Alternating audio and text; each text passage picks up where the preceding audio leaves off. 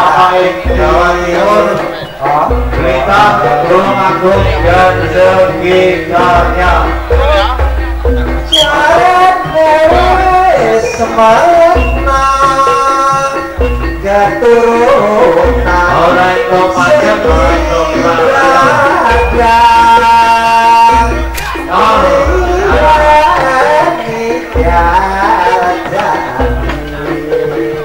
orang begitu, ayo